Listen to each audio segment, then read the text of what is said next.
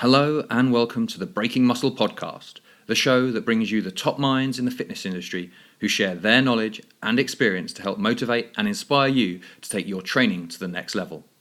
I'm your host, Tom McCormick, and today I'm joined by Eric Bach. Eric is a bacon, bourbon, coffee connoisseur and overly invested sports fan who for a decade has helped high school, college and pro athletes to build confident, strong, athletic bodies as both an in-person and online coach. We discuss the basics of building an athletic and aesthetics physique, the key muscle building habits you need to know, common mistakes most lifters are making, how fast you can realistically build muscle, and a whole bunch more. So, without further delay, it's on with the podcast.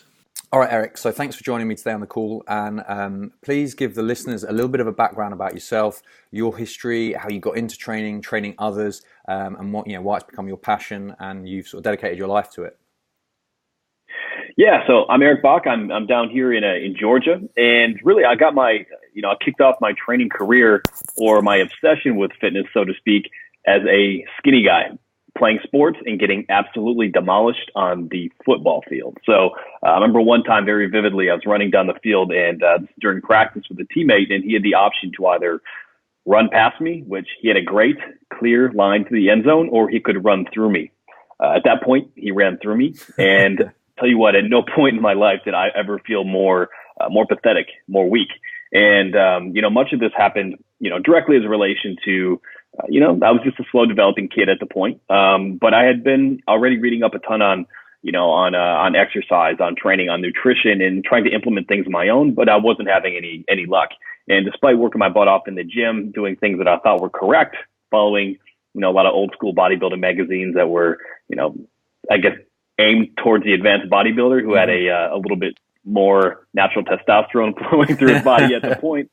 And, I tried all these methods and things didn't work. And at that point, it was kind of a gut check time. It was, I could either walk off the field, hold my head and sulk, or I could, make something out of it. And it was at that point that my first coach in high school, grabbed me by the arm and said, "Hey, you know what? Come to the gym after practice. Let's start working on some different things."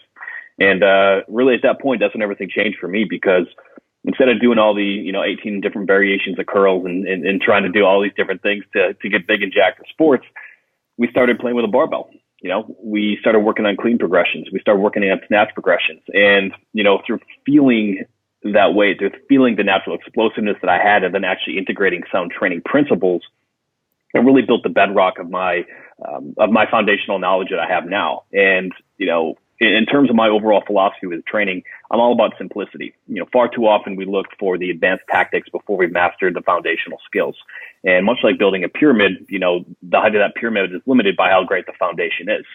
So as we'll get into a little bit more specifically, as it comes to training, as it comes to nutrition, a big thing for me comes back to, how strong are we? Are we capable of maintaining correct posture, correct form, maintaining stability through a great range of motion with basic compound exercises and getting damn good at those. That really, really built the bedrock. Kind of reflecting back, in my time as an athlete, as I started to naturally grow, naturally mature, all of a sudden I had this great base of strength and I was doing things correctly, and strength, explosiveness, all that stuff took off through the roof. And, long story short, became a pretty good athlete, but sports didn't necessarily didn't necessarily work out for me in terms of the long run, had some injuries that kind of cropped up. But when that happened, it pushed me into the preparation side of things. Mm-hmm. I wanted to, at first I wanted to be an athletic trainer or maybe a physical therapist. And then I realized after spending a lot of time working with those professionals that, I'd rather prevent this from happening in the first place.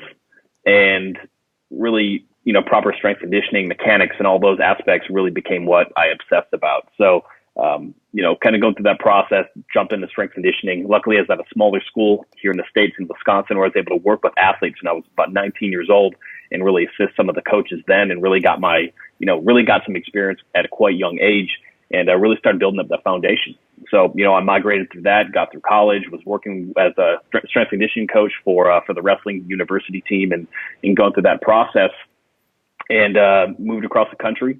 Started trying to figure out the business aspect on my own, and working under Steve Hess, who is the strength conditioning coach for the Denver Nuggets in the NBA, at his private facility that was also a tip-top location in terms of working with a high-end clientele. So I got a pretty good combo of working with VP, CEOs, guys in the oil industry, lawyers, attorneys, so on and so forth at a young age, but also keeping my foot in that performance aspect. And, worked there and got that experience. And later on, ended up working for Lauren Landau at Landau Performance in Denver, Colorado.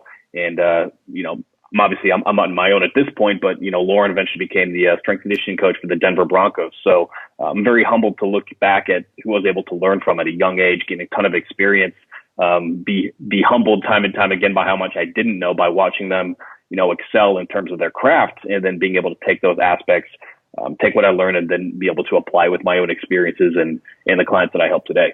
Yeah, well, that's in many respects you're very lucky, but I suppose you make your own luck. With those kind of guys you're working around with early. But everything I read from your stuff, it seems like there's a real emphasis on developing a physique, but an athletic physique. Using explosive movements, just getting strong, and that, like you said, that foundation is where everything comes from. And maybe you were a little lucky that you didn't go so far into the rabbit hole of reading Flex magazine as most guys do. It seems like you got there pretty early in some respects.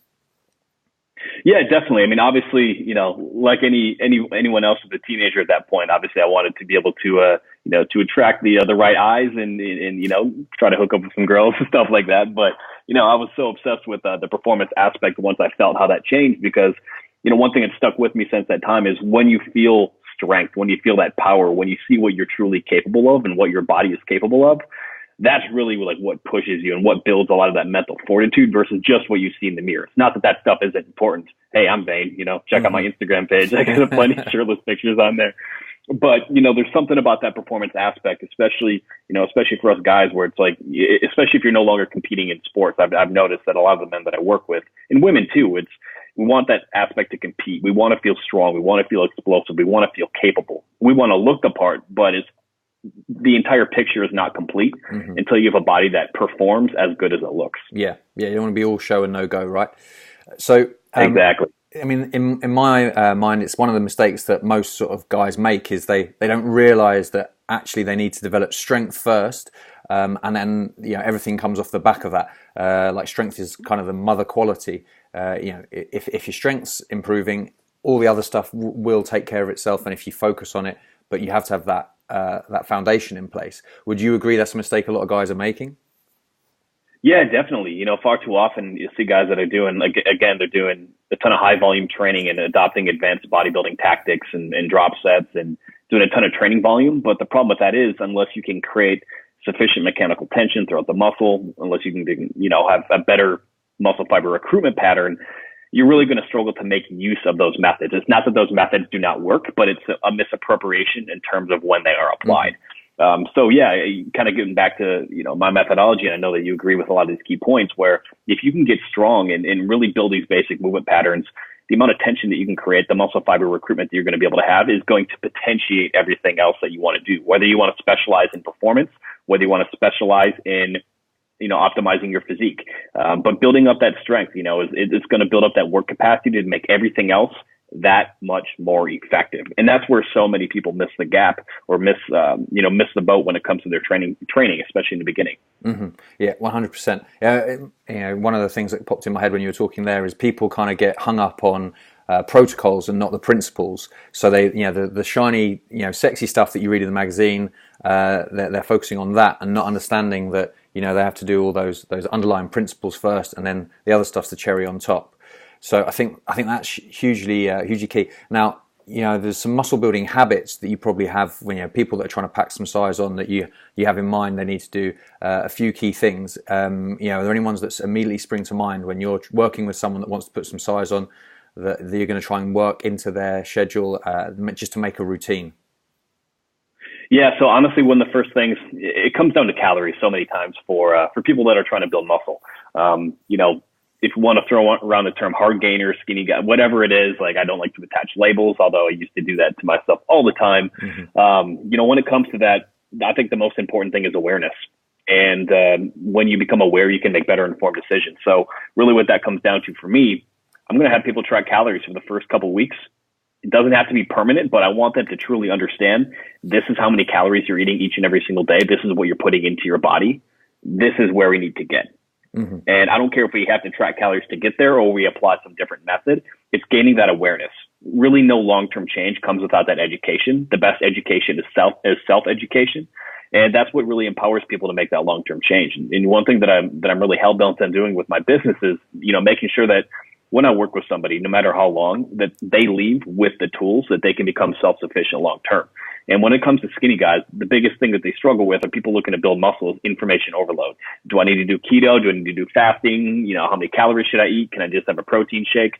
It comes down to having that awareness first and then adding those different aspects in.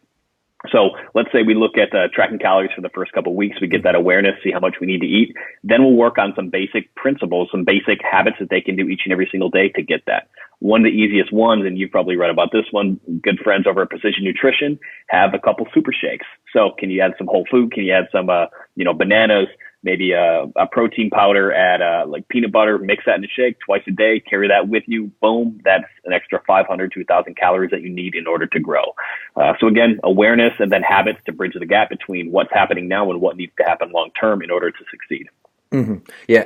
100%, I completely agree. And those like super shakes, a bit of a life changer for a skinny guy who lacks appetite.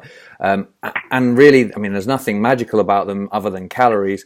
It's just, I suppose it's easy looking back, but I made the same mistake. I figured that it was all the training in the gym and that would make the muscle, but muscle doesn't grow out of thin air. You've got to give it those raw materials, and you're 100% right that calories are king in that respect. And for some reason, this is something that it just doesn't sell that well. I suppose if you can tell someone about energy balance, that's kind of boring. Whereas, like you say, you mention the word keto, everyone's excited.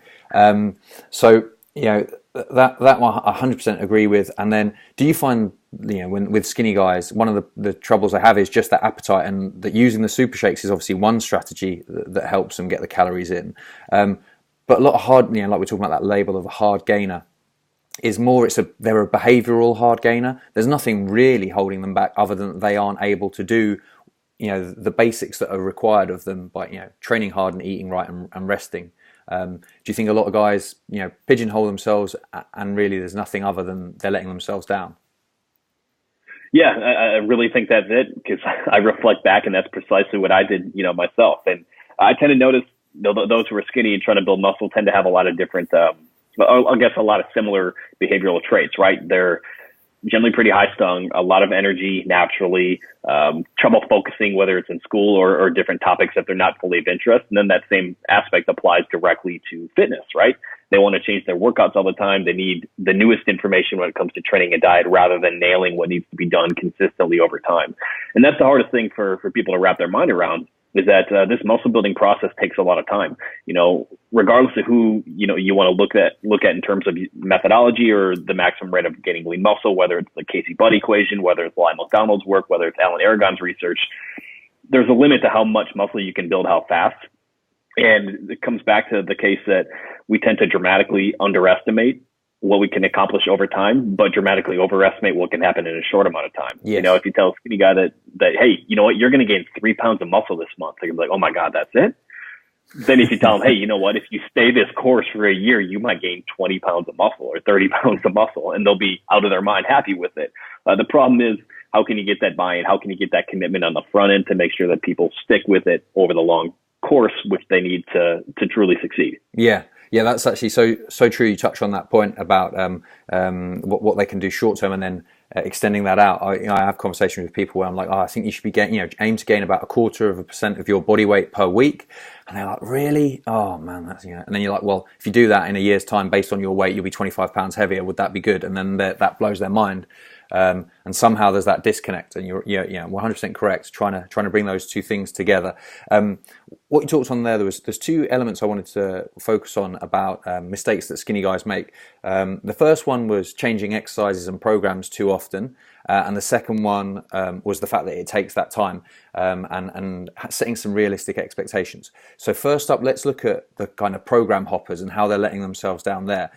Can you sort of expand a little bit on why that's such a big problem and maybe so common and so tempting for them to do? Yeah, so the biggest problem is if you consistently change, you're never giving your body ample time to adapt to a stimulus. And as we discussed before, that foundation of strength is really the most important thing that you can build, simply for the fact that it's going to make every other training that you want to do for the rest of your life that much more effective. And what happens far too often is, we think we're not getting results fast enough, which comes back to setting expectations. And we think that we need to change what we're doing in order to stimulate a gain faster. Well, it's not necessarily the case. If you do need to make changes to your program, chances are they're small. You don't need to throw the baby out the bathwater. Let's use a squat for an example. Maybe you feel like you're getting stuck in a squat. It's actually a good sign that you're getting up towards a plateau, which means you're making some pretty good progress. Mm-hmm. Plateaus are part of the game. But you don't just get rid of a squat if you don't want to make progress in the squat. But what you could do would be, hey, you know what? Let's change our tempo. Let's change our rep scheme a little bit. Let's externally rotate the feet. Let's widen out the hips a little bit. We'll make it more of a low bar powerlifting squat. So instead of just completely throwing the exercise out, what small micro progressions can we make in terms of technique, in terms of tempo, in terms of volume, in terms of loading? We're going to keep us moving along that path that we need to follow without completely changing every physiological trigger that we're hitting with training. Because if we consistently change that, the body's never going to adapt. Yeah. Brilliant. I love the phrase micro progressions. I think that's brilliant. It's exactly the way people should be focusing on it. And I think another thing that happens is people change stuff around so much because it gives them the impression or the illusion of progress, because obviously you've got that learning effect. You put a new exercise in and then for a few weeks you can throw some weight on just because you're getting more efficient, but there's not real progress there. You're just flip-flopping from one to the other. So I think that's one way that people kind of trick themselves into believing they're doing great. Whereas if they could just grind it out and keep progressing on some key lifts, that would make a massive difference. And I love that concept of the micro progression. Yeah. Really no, like I agree though. You're spot on. You're spot on with that, man. I mean, it's nuts. We think that we need to change everything far too often. And I love that you said the illusion of progress. Yeah. Again, it comes back. Are we just getting neural adaptations? Are we actually building muscle? Are we actually building strength that we can use over the long term? Mm-hmm. Yeah, I mean, and I say that because I know it's something I did. In the past, I'd be changing program every 3 weeks and kidding myself that it was the ideal thing to do. But actually, you look back at that year and it's kind of a wasted year, which is a huge frustration because early in your career, that's when you can make some incredible gains if you do things right. Which leads me on to that kind of managing expectations and how much people can realistically expect to build. Which you referenced earlier. So if we're giving someone some kind of guidelines in like year one, this is their potential, year 2, year 3, have you got some thoughts there on what's doable? Yeah, based on, the science that I see and the clients that I've worked with, it seems to be, at least in men, it seems like the maximum rate or the maximum amount of drug-free muscle that most guys can build seems to top out around 40 to 50 pounds. And obviously there are outliers within that, but this is if you're doing absolutely everything correctly in terms of sleep, in terms of recovery, in terms of training. So there's a lot of black and white around this. So don't use this as a limiting aspect, but use it as a way to kind of set the expectation. So if we're looking at it the way that it goes, obviously when you start, a better chance of making gains faster. It seems to be 20 to 25, maybe even 30 pounds within that first year is completely possible if you really dial everything in and go full in towards bulking. That means no cuts in the middle, just go for it, right? Yep. Year 2, we'd be looking probably about half that. And then each subsequent year, 3, 4, 5, we'd be looking at, a couple pounds per year. It's really good progress once you're big, once you're strong, once you're lean. And I find that, a lot of guys seem to be able to make progress with that year 1 and they get in pretty good shape. They're probably, the top 5 to 10% in their gym, which is great. But, once you start making progress, a lot of times you're always looking to get to the next level and are rarely satisfied. So the battle then becomes, what can you do? Can you stay consistent enough to play the long game and understand that a couple pounds per year is going to be great?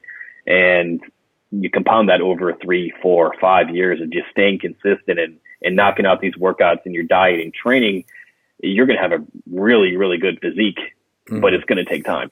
Yes, 100%. And I agree with those numbers. I think, you hit the nail on the head there. And like you said, also, you get to that point where you kind of, plateau and you're one of the top guys, but how do you reach that next level? I think a key element there is for people to understand that what gains you your first 10, 15, 20 pounds isn't going to be what gains you those final 3, 4 or 5 as you're approaching a 50 pound, total gain.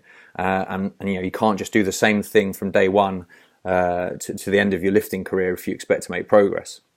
So with that in mind, how would, if you had someone, a newbie come into the gym, young guy, he's getting loads of rest, he can eat all the food, but training wise, how would you kind of map out his progression as a rough framework to get him from starting out, progressing towards that 40 or 50 pound mark, in 5, 6, 7, however many years?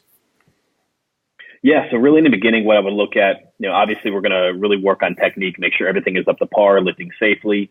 But if we're speaking purely from a programming perspective, I would be total body workouts for as long as we can. I would probably do, 3 total body workouts. I would assume we could do that pretty well for the first 3 to 6 months, depending on more or less the psyche of the individual. But honestly, you'll be able to make incredible gains for that. I mean, heck, I even throw in some total body progressions for myself now if my schedule's hectic. So that's where I would start. My next progression would then be looking at an upper lower split. Upper lower split, we can focus on, basic compound lifts on those too. We could have a squat day, we could have a hinge day, we could have a bench press day, and a classic overhead press day with plenty of posterior chain work tied into each and every single one of those.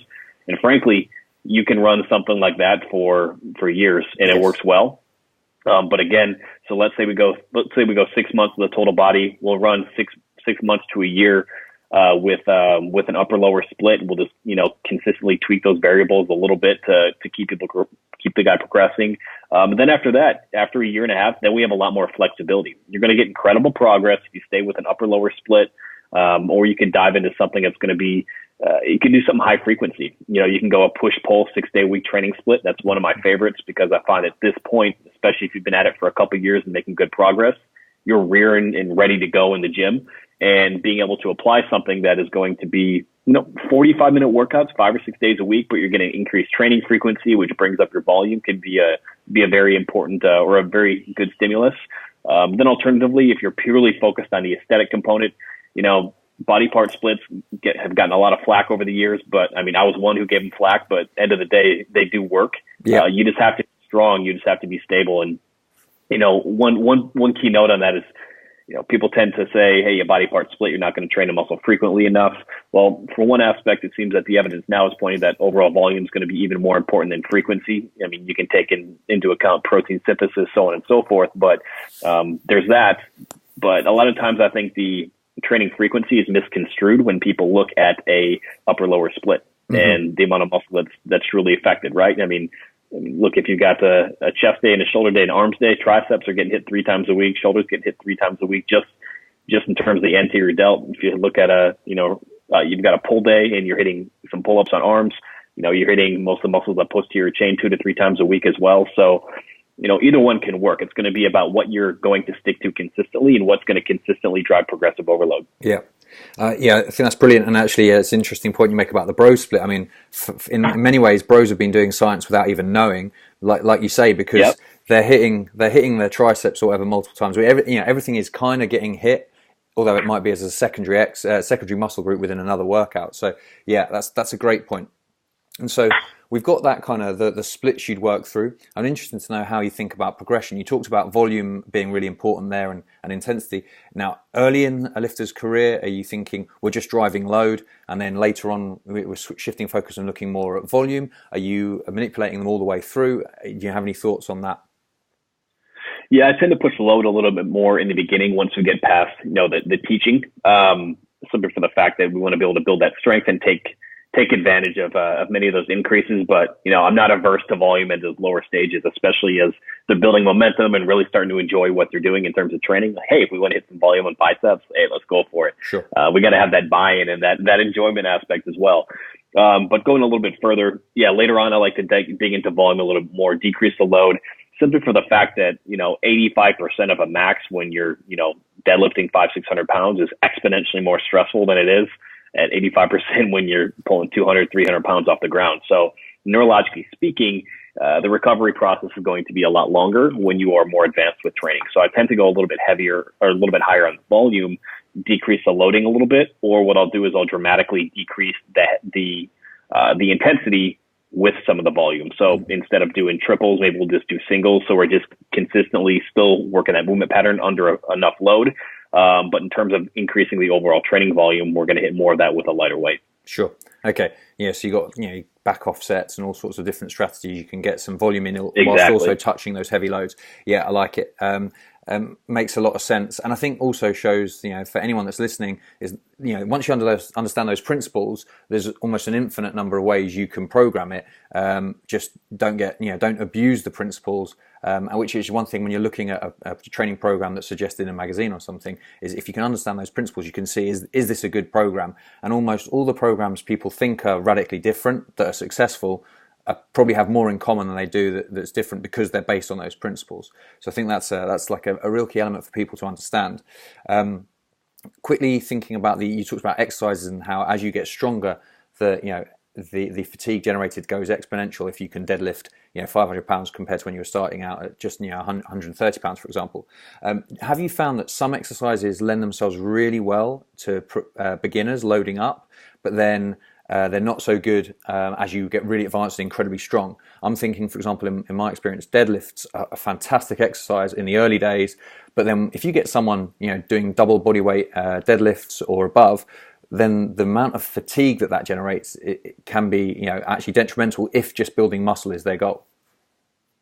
Yeah, definitely, I agree. And you mentioned the deadlift, and I think the common thing with the deadlift is it takes more than it gives back in terms of recovery and that capacity. So I think you do have to be very careful with that. Even looking at my own training right now, I hadn't done a ton of heavy deadlifts for a while, just something that wasn't necessarily programming in. And now I've run through a couple of training cycles. We're getting a little bit heavier again. And I'm training just 3 days a week, knowing that if I'm going to have those and I still want to be able to squat later in the week, I need a good couple days in order to really recuperate from that, in order to do so effectively, do so safely without really compounding that stress to a point where you can't recover. So deadlifts would be the first example there. And again, it's not that I think any movement isn't necessarily a good muscle builder, but once you get to a point, the recovery capacity isn't going to be quite as much.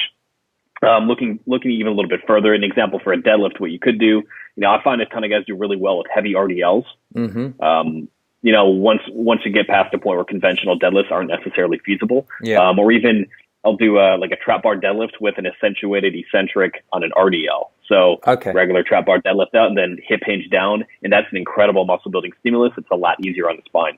But again, deadlifts are the biggest one. I do find, back squats can, again, somewhat similar, simply for the fact that you get a ton of accumulated stress and fatigue on lower back and knees, so on and so forth. I'll be more inclined to hitting different variations like front squats or just adding more tempos.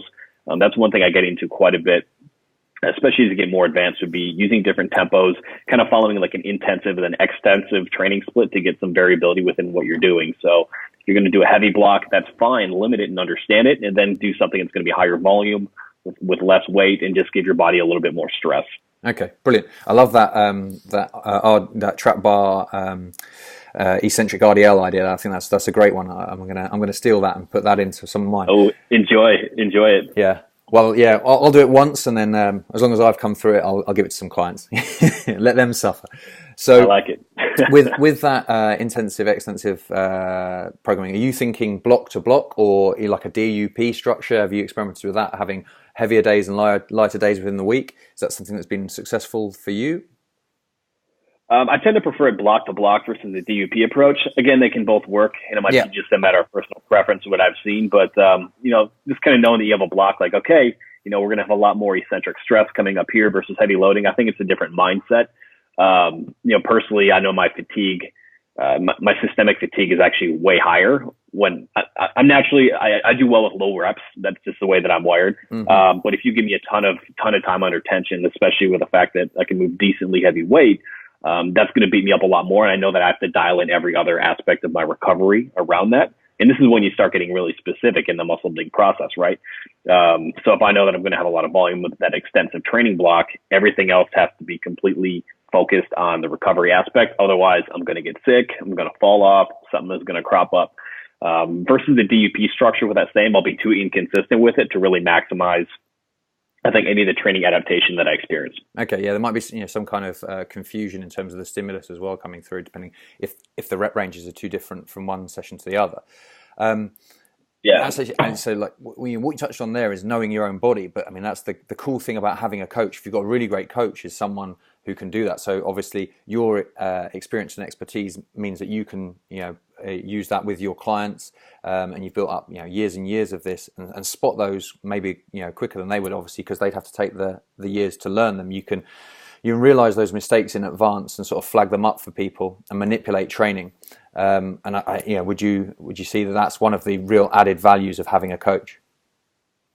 Yeah, when it comes to strength training, when it comes to fitness, I mean, not many people are reinventing the wheel and coming up with some new method, but the beauty of it really becomes in understanding the simplicity and being able to adapt variables to everything else that's going on in your life or anything else that's different with you individually. And it truly does take a keen eye and the experience of going through this process, both personally and then with other people in order to do so appropriately. And that's why, it's really difficult to really understand and see who the good coaches are these days, with social media and some of these aspects, because a lot of things that you see are smoke and mirrors, but the truth really becomes a good coach is going to be someone who's going to be able to adapt things to your lifestyle and, help you consistently improve and understand the process. So at the end of the day, you can apply many of the same principles and understand more about yourself and continue to apply them and continue to grow. That's going to be a really good sign of a good coach. Yeah. Well, like you said right at the outset, you're trying to create a self-sufficient client. You're almost trying to coach yourself out of a job by giving them all the tools and all the information to make smart decisions. And then after that, essentially, you're just offering accountability because they're educated and knowledgeable enough. Still that accountability there is a huge aspect. So I completely agree. And you now working in person and online, or is it just online stuff for you now? Yeah, so I'm purely online now. About a year and a half ago, my wife went through a career change, and that brought us down to a different part of the country. So it was at that point. Luckily, I've been building the online business in the background and building up these systems and getting everything up and going. Where she wanted to change careers, and the online business is able to support that and able to make that move. So I've got the garage in my gym. I still hit up a couple different gyms around here, and work with a couple people on the side and just try to keep it on the DL. But I enjoy doing it because it keeps the sword sharp, and it's something I love. But the online business is great. We're able to reach a ton of people and really educate people on what they need to do in order to improve long term. Yeah, 100%. You can, like you say, you can reach a much wider audience online than obviously in person. But I like the fact that you're still doing a few bits and pieces on the side because we got into this because we enjoy helping people, working with people. So seeing someone day to day, every now and again in person, really adds to the experience in my perspective because I do a bit of both. Mine's more in person than online, but I've been doing more online lately, and whilst both are great, I do enjoy keeping in contact with people. So you mentioned your own gym in the garage there. What have we got there? What equipment's in there? What we got? So we got obviously we got a squat rack. We got about 600 pounds worth of bumpers. We got power blocks. I think those will go up to about 90. You got to get some magnets, but plenty of bands, pull-up bars, rings, kettlebells, a couple balls. Honestly, we got the basics, man. We got all the things that we need to get a great workout in.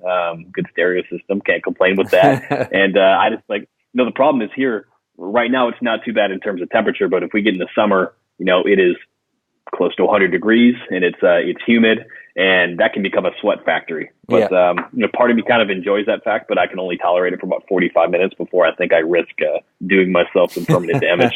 No, it's not an issue I have to worry about living in London. Living in the UK, there's no danger of that being a problem for me. But I think it's always interesting whenever I chat to someone who's got their own gym, what equipment's gone in there. I mean, by and large, it's always the same things. It's the basics. We come back to practicing what you preach and talking about getting strong on the basics. It makes sense to have that in your home gym.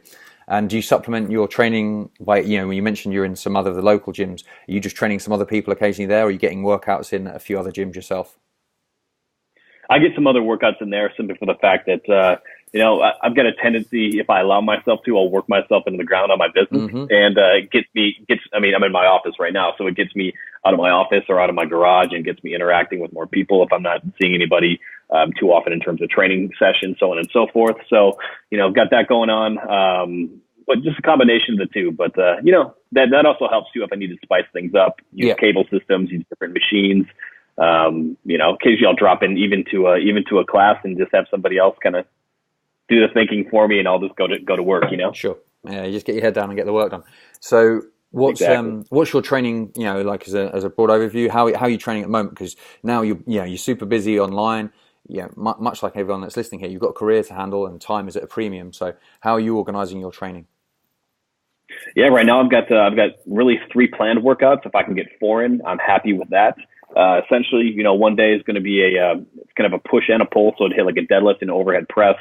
So this was yesterday: deadlift, overhead press, chin up, walking lunges, some bicep curls, and then just some corrective work. That was it. Tomorrow I've got more of a focused upper body day in terms of I got some bench press clusters coming up and just a ton of posterior pulling volume to make sure that my shoulders stay healthy and improve posture and all those good aspects. And then Friday I'll have an explosive lower body day. I'll hit plenty of jumps, some throws, and then working at some heavy back squats, and got a little bit more leg volume than I'm used to right now, and a little bit of a shock to the system. But kind of a Monday, Wednesday, Friday, hitting every body part more or less twice per week. And if I've got some extra time on the weekend, because typically I'm working on weekends or I'm traveling, I'm hitting everything else: calves, biceps a little bit more, some forearms, hitting that stuff, and that's about it. I try to walk each and every single day. I've got the dog is outside my office right now because he wants to come play, but I got a 2-year-old golden retriever, and I try to even just get 10,000 steps a day, track it on my phone while I'm knocking out phone calls, while I'm knocking out podcasts, going through that process, and that's about it. Occasionally I'll tie in some sprint work, some jump rope before and after workouts, and that kind of takes care of my conditioning at the moment. Cool. Yeah, I think it's great to hear that someone who's been training a long time and has a good physique, can also manage a business and get their workouts in. It doesn't have to take over your life. To be in shape and build muscle, you don't have to be in the gym every day, several hours a day, as long as you know what you're doing and you're smart about your choices. Yeah, and honestly, the beauty of it is this has been something I've really, really tried to do over the last 2 to 3 months and pull back a little bit. And it makes you focus that much more on your diet, makes you focus that much more on your recovery, any other lifestyle decisions that you're making, whether, you're kicking back a couple cocktails, whatever it is. But those other aspects do become exponentially more important. So even those that like getting after the gym and have that ability, I recommend that you try dialing it back a little bit and see how your body adapts and see how important some of these other aspects are. Because I don't know about you or and some of the listeners here, but especially when I was in my early 20s, I'm like, you know what? I'll just train 6 days a week, run through a brick wall, and it doesn't matter what I do in the weekend. I can kind of get away from it. But those aren't necessarily the habits that you want to be able to build, especially long term, because we all want this for the long term. We want to play the long game, and that's going to come down to nailing your habits consistently over time. Yeah. Actually, I think it's a great point in terms of building discipline because, like you say, you can try and out-train a bad diet or bad lifestyle, and to some extent, if you're flogging yourself 6-7 days a week, you can make some inroads into covering that up. But you really have to learn some discipline the other 23 hours of the day if you're only going to be training 3 days a week. So it's an interesting point and something probably we should all go through. I've done it, but I've not thought of it from that point of view. So I like that a lot. Now we're sort of coming up on time here, so I just want to wrap things up a little bit. We've got some quick fire questions for you, and then just one last question after that, and then you can tell the listeners how they can find out more about you. But so quick fire round is just an either or answer. So pizza or burger? Pizza. Chocolate or peanut butter? Chocolate. Beach holiday or city break? Beach holiday. And steak, rare or well done? Ooh, still kicking, baby. Rare. No one's ever answered that anything different, to be fair. So, and then next one is not an either or, but can you tell the listeners something they probably don't know about you? Is there a weird skeleton in the closet or a strange fact you can share with us? Oh, wow. Let me think about this for a second.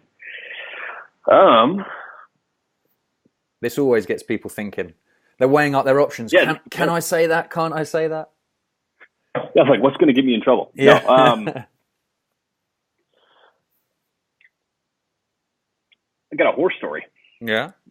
You might know this one. You might have read this one. And I think this is an important lesson when it comes to perseverance. But at the moment when I actually wanted to, the moment I stopped working for Landau Performance for Lauren Landau, and was working at a gym in Denver as an independent contractor and really build my online business.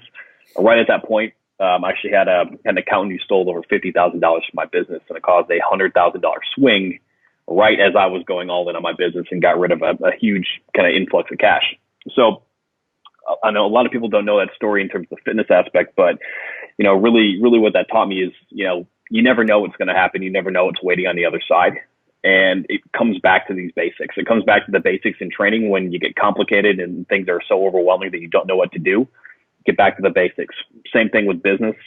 Same thing with life. You got to put your head down. You got to plow. You got to look at what's ahead, and you can only can control what's directly in front of you. That helped me navigate that whole situation and made me stronger on the back end.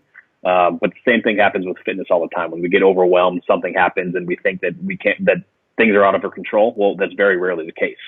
At the end of the day, bad things are going to happen, but it's how you react to them, and it's how you take that and leverage it as fuel and something you can build on, rather than something that's going to break you down. Mm-hmm. So, not sure if you knew that one or not, but that was a big game-changing moment for me that I think really extends back to fitness too. Yeah, sure. It's a tough lesson to learn, that one. I had read that in one of your articles. I can't remember which one, but I did hear about that. So yeah, it's pretty crazy. But I mean, incredible to come out the other side and sort of be thriving afterwards, though. But certainly tested you. So nearly up on time. Final question before we tell listeners more about you is, who should I interview next? If I could get hold of anyone, who would be your recommendation? I would recommend Mr. Andrew Coates. Mm-hmm. Okay. He's a fantastic coach.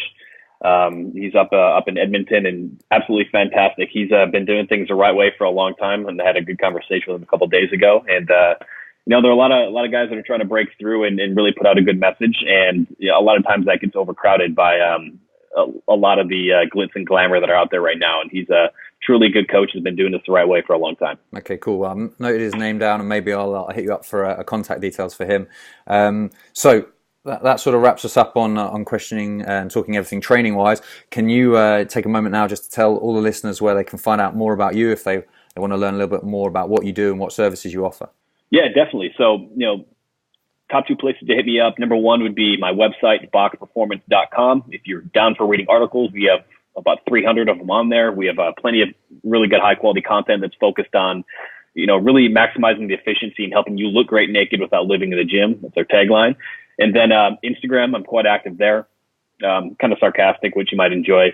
But follow me at Bach Performance on Instagram. Feel free to send me a direct message if you have questions on anything. I try to interact as much as I can there. But either one of those platforms would be great. So just reach out, and I will chat with you. Awesome. All right, I'll make sure the links to that are in the show notes so everyone can get hold of those. And for now, that just need to say thanks very much for your time. It's been great interviewing you, and some really, really good tips for everyone. Maybe we'll have to get you on another time to talk shop a little bit more. Thank you, brother. It was a great time. All right, wicked. That wraps up today's episode. Thank you so much for investing your time with us. We really appreciate it. If you enjoyed what you heard and took value from it, please do me a favor by heading to iTunes right now, subscribing to the show, and leaving a review. Positive reviews, like 5 stars, hint, hint, really help the ranking of the show and will help us to spread the word and keep getting top-class guests on. Make sure to follow Breaking Muscle on social media and me at Tom McCormick, that's TOMMACCORMICK on Instagram. Bye for now, and I'm looking forward to catching you on the next episode of the Breaking Muscle podcast.